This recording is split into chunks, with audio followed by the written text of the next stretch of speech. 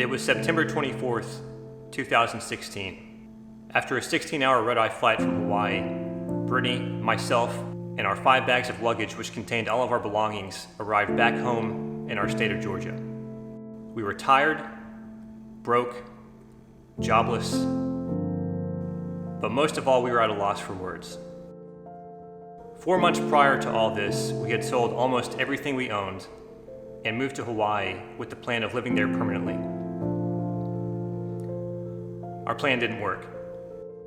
And not only did it not work, it drained 70% of our emergency fund and left us little money to our name. Coming back home without the means to support ourselves meant we had to live with my mom until we were able to get back up on our feet. While we were extremely grateful for my mom's support, not being able to support ourselves financially just added embarrassment to the already long list of emotions we were experiencing.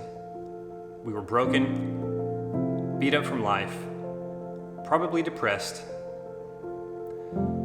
and honestly just wanted to hide in a corner and cry in shame of our failures. But that's not where the story ends.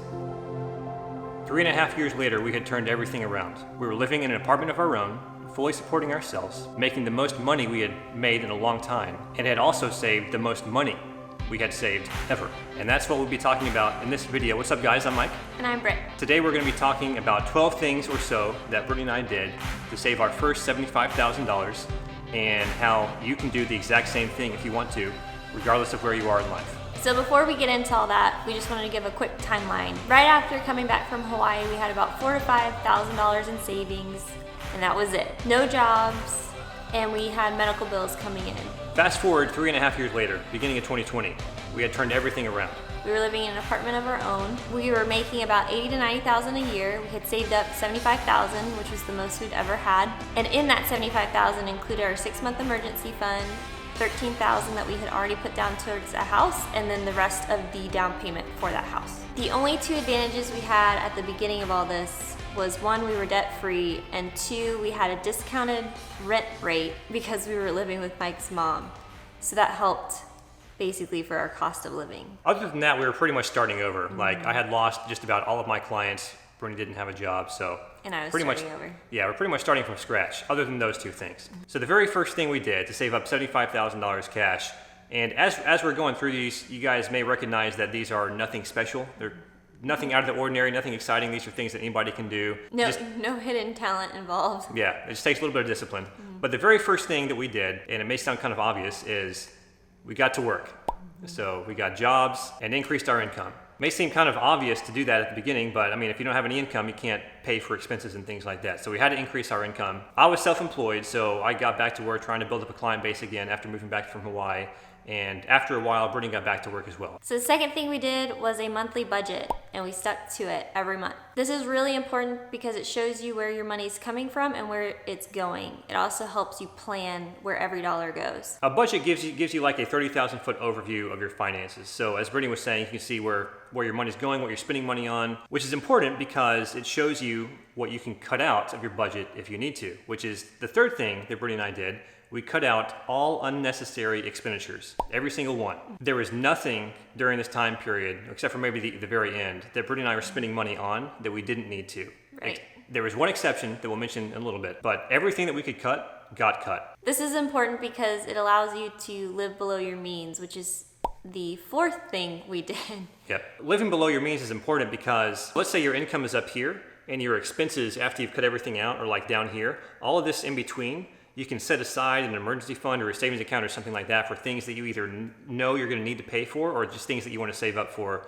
So in Brittany's and my example, it was this house that we were saving money for. So another thing we did to save was couponing, and this helped us a ton when it came to our grocery budget. So I would cut coupons and look up coupons and find some online and organize them by store and expiration date. And I would always keep it on me in my wallet so I'd never forget them. We weren't like those extreme couponers you see on YouTube that are earning like $4,000 a month couponing. I have no idea how all that works. We had a stack of coupons that we kept next to other like our wallets and other things that we had on the kitchen island in the apartment. And every time we go to the grocery store, we had a list. We'd check our coupon stack to see if anything that we needed, we had a coupon for. Right. And if we had a coupon for something, we'd bring it with us. And if not, we missed out. So another thing we did to save money was not going to the grocery store hungry.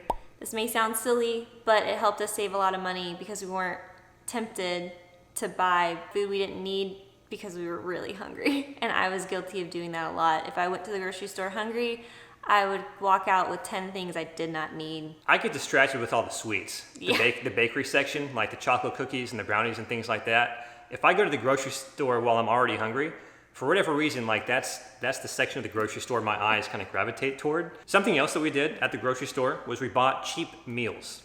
Not unhealthy meals, although Brittany may call what I ate unhealthy. Things that don't take very long to cook, healthy choice, microwave dinners and things like that. Lean cuisine. They have a little bit of sodium in them, but like other than that, I don't know, they're pretty balanced. And we would use the coupons and wait for them to go on sale too. So you could easily get a dinner like that when it's not on sale for like $2.50, $3. When it is on sale, $2.50 or less. With a coupon, you get like $1 or $2 off when you buy 7 meals at a time or more, something like that. We did do some home cooking as well. We just didn't have all that much time to cook. Yeah. Unfortunately. And if we did cook at home, I looked at the price per plate, so I was trying to get it down as much as I could. Something else we did to save $75,000 was we limited our trips going outside to run errands. And what this allowed us to do was save money on gasoline. A lot of months, our gasoline bill was very, very small because Brittany would go to work and then she may go to the grocery store on the way back, or maybe I went to go meet with some clients and then I would go to the grocery store on the way back. And if we had any other errands to do, we would just do those while we were out. And that way we're not like making constant trips to and from where we're living. And we just save gasoline that way. So something I did a lot that saved me a ton of money was buying used or gently used clothing. Oh yeah, this was huge. Yeah, it was so big. I would also wait for the clothes to go on clearance. So there was many times where I could get a shirt, a pair of pants, shorts, like a whole outfit that was $1 for each item. So I'd walk away with a new shirt and pants for $2. And this was not cheap stuff originally. This was clothes that were like $50, $60, $70 per item. They were name brand clothes. And what I would also do is make sure I would buy clothes from these stores that I thought would still be in fashion next season. So say I'm buying summer clothes and then it's going into fall. I would basically trade them in for money and they would give me money and then I'd use that money to get another free outfit. So I was just recycling it over and over and over again, and it saved me hundreds on clothes. The next thing we did was we found free entertainment. So things like YouTube, Twitch. If you're unfamiliar with Twitch, it's like a website where people stream themselves playing video games. We did things like walking to our local parks, walking around parks, things like that. We went to free local city events when they were going on. If there was a TV show we wanted to watch, we would go to that station's website and watch it for free through that if we couldn't get it through YouTube. Yeah, like a lot of TV channels like ABC, NBC will put their shows on their website like temporarily and you can just watch them for free. Something else we did shortly after getting back from Hawaii, once we had saved up enough cash from working to do this, was we paid cash for a car. It wasn't a very expensive car. It was under $10,000. Yeah, it was about $7,000, but this allowed us to save a lot of money on interest. It was a lot of cash out of our pocket initially, but we don't have to pay extra money to anybody else. And the last and final thing we're going to talk about in this video, which is extremely important, I feel like, if you're living the kind of lifestyle that Brittany and I were living, is we gave ourselves about $100 a month to have fun with. We didn't do this at the very beginning, but once we started going back to work and building up our savings a little bit more. Yeah, and once we were more stable with our finances, we started doing this. Yeah, and this kind of like separates the discipline and sacrifice and allows you to feel not so bad about spending money on going out to eat or going to see a movie every now and then. I don't think we saw any movies though. There just wasn't anything that came out that we were interested in. But, just fun money, that's what we call it. So I kind of feel like all of these things can be summed up into just 4 basic principles. We got jobs, we got work. In my case, I got clients. We lived below our means. We cut all unnecessary expenses and we saved everything else. That's it. Everything we did could be summarized in those 4 basic principles. Everything but really 2 things that Brittany and I mentioned we would consider defense. The only 2 things we mentioned that we would consider offense would be working, having jobs or clients, and allowing ourselves $100 of fun money every month. The reason I'm classifying that as offense is because it keeps us from going crazy. Living this way that we're describing, while it will more than likely get you to where you want to be initially, financially, it does have some drawbacks over prolonged periods of time. One of those is too much defense and not enough offense financially leads to a very imbalanced life. Another thing is that having financial success that's based on getting a job, working hard, living below your means, continually sacrificing and saving a bunch of money, which again, all those things are a good thing, but it trains your brain to think that this is the only way to become financially successful, and it makes you less likely to consider other means of maybe getting to where you want to be financially that would be a lot more efficient.